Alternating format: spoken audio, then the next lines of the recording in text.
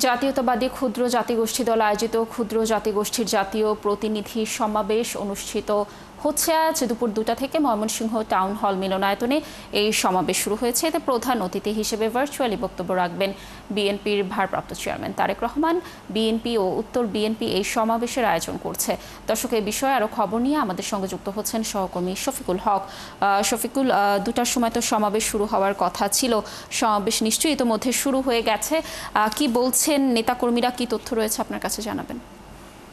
গানের শুরুতেই বলে রাখি, সমাবেশটি কিছুটা দেরিতে শুরু হয়েছে আজকে, কারণ এখানে আয়োজক যারা তারা আমাদেরকে বলছিলেন কারণ এখানে যারা ক্ষুদ্র জাতিগোষ্ঠীর যারা প্রতিনিধি যারা আসবেন তারা দূর দূরান্ত থেকে এই প্রতিনিধির সমাবেশে আজকে যোগ দিতে এসেছেন, যে কারণেই তাদের আজকে বিলম্ব। তবে ইতিমধ্যেই সমাবেশটি আনুষ্ঠানিকভাবে শুরু হয়েছে এবং বিএনপি মহাসচিব মির্জা ফখরুল ইসলাম আলমগীর সহ আমন্ত্রিত অতিথি যারা রয়েছেন তারা ইতিমধ্যেই মঞ্চে আসন গ্রহণ করেছেন। এছাড়া আপনি জানেন যে আজকের এই প্রতিনিধি সমাবেশের প্রধান অতিথি হিসেবে উপস্থিত থাকার কথা রয়েছে বিএনপির ভারপ্রাপ্ত চেয়ারম্যান তারেক রহমান। তিনিও হয়তো অল্প কিছুক্ষণের মধ্যেই আজকে এই সমাবেশে যুক্ত হবেন।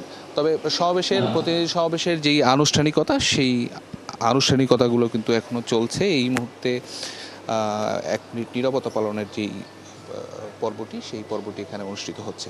একটি বিষয় আপনাকে বলে রাখতে চাই যে এই জাতিগোষ্ঠীর বিষয়ে অনেক আগে থেকেই কাজ করছে এবং তাদের যেই 31 দফার যে কর্মসূচি ঘোষণা করা হয়েছে, সেই 31 দফা কর্মসূচিতে আপনি জানেন যে রেইনবো নেশনের কথা বলা হয়েছে, যেখানে বাংলাদেশি জাতীয়তাবাদের যেই সকল জাতিগোষ্ঠী মিলিয়ে কিভাবে এই দেশকে এগিয়ে নিয়ে যাওয়া যায় সেই বিষয়ে আসলে বিএনপির কর্মপরিকল্পনা সেই 31 দফাতেই বলা হয়েছে। এবং সে লক্ষ্যেই এই ময়মনসিংহে আজকে যেই ক্ষুদ্র জাতিগোষ্ঠীর যেই জাতীয় প্রতিনিধি সমাবেশটি হচ্ছে, এই সমাবেশে আপনি জানেন যে 12টি সমতলের 12টি জেলার প্রায় 34টি জাতিগোষ্ঠীর প্রতিনিধিরা আজকের এই সমাবেশে অংশ নিচ্ছেন এবং সমাবেশটি ইতিমধ্যে আপনি দেখছেন তাদের বিষয়গুলো এখানে নির্ধারণ করা হয়েছে, সেগুলো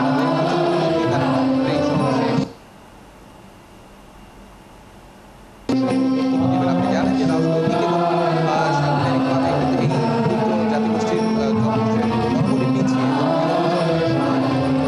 সময়গুলোতে আমরা দেখেছি যে তাদের আসলে